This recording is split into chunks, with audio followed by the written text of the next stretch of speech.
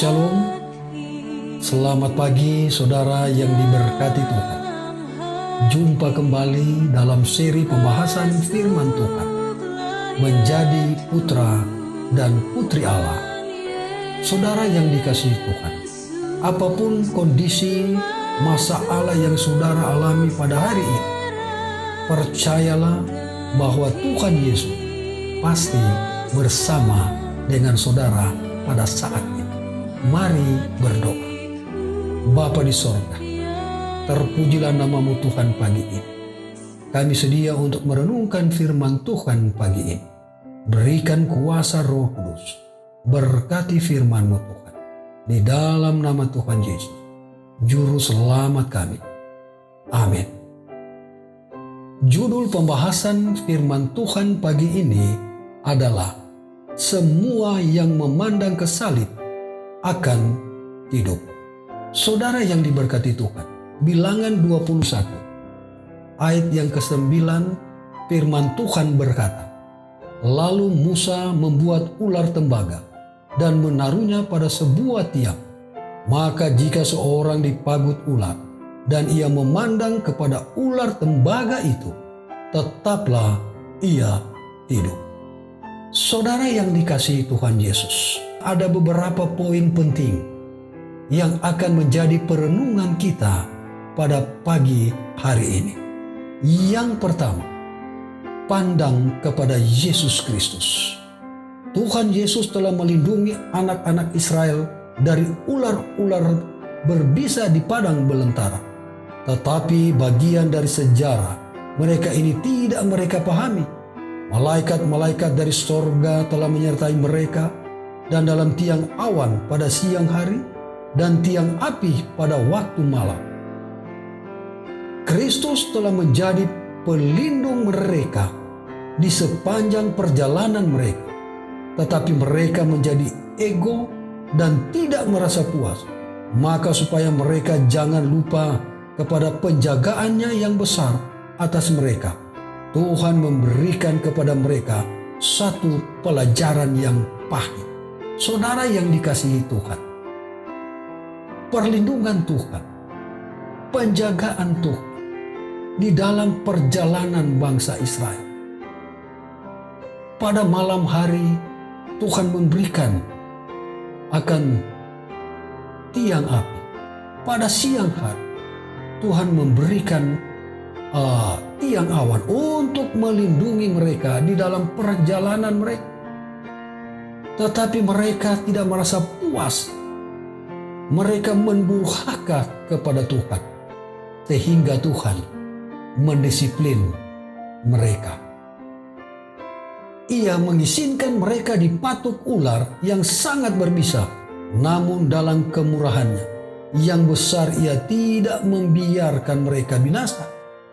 Musa disuruh supaya mengangkat tinggi ular tembaga di atas sebuah tonggak dan mengadakan pengumuman bahwa setiap orang yang memandang kepadanya akan hidup, dan semua orang yang memandang betul hidup.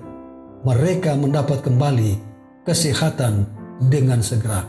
Ketika Tuhan mendisiplin mereka, Tuhan mengizinkan mereka dipatuk oleh ular yang berbisa, sehingga mereka menderita dan mereka akan mati di dalam penderitaannya.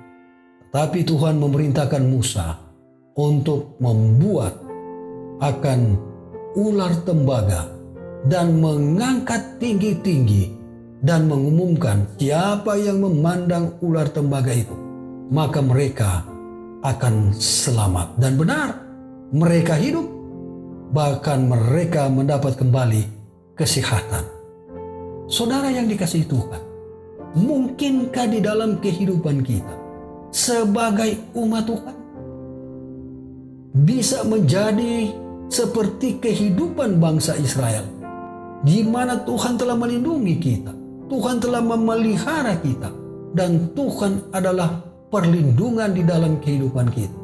Tetapi seringkali kita sebagai umat Tuhan tidak merasa puas, oleh karena kita terlalu ego di dalam kehidupan kita, sehingga kita mendurhaka kepada Tuhan. Mungkinkah kita disiplin oleh Tuhan, membiarkan kita mendapat kesulitan, musibah, dan lain-lain agar supaya kita sadar seperti bagaimana bangsa Israel sadar dan hanya memandang kepada Yesus Kristus, maka kita akan disembuhkan. Yang kedua, pandang kepada Yesus Kristus. Barang siapa yang telah dipatuk oleh ular tua yaitu iblis, diminta untuk memandang dan hidup. Pandanglah kepada Yesus saja sebagai kebenaranmu dan korbanmu, sementara engkau dibenarkan oleh iman. Sengatan mematikan dari ular itu akan disembuhkan. Saudara, mungkinkah kita seperti yang dilakukan oleh bangsa Israel? Atau mungkinkah dalam kehidupan kita sudah jauh dari Tuhan?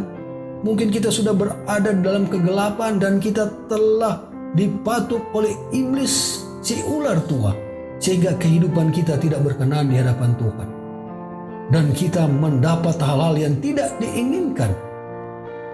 Dan hanya dengan memandang kepada Kristus, maka kehidupan kita akan dipulihkan, akan dibenarkan oleh Tuhan melalui iman kita kepada Yesus Kristus. Yang ketiga, pandang kepada Yesus Kristus. Tanpa salib, manusia tidak akan dapat mempunyai persatuan dengan Bapa. Padanya tergantung segala pengharapan kita. Daripadanya bersinar terang kasih juru selamat.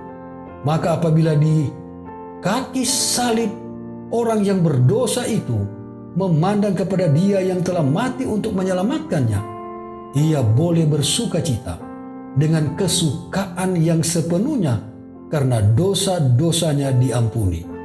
Bertelut dalam iman pada kayu salib, ia telah mencapai tempat yang paling tinggi yang dapat dicapai oleh manusia. Saudara, mungkinkah kita telah berdosa kepada Tuhan?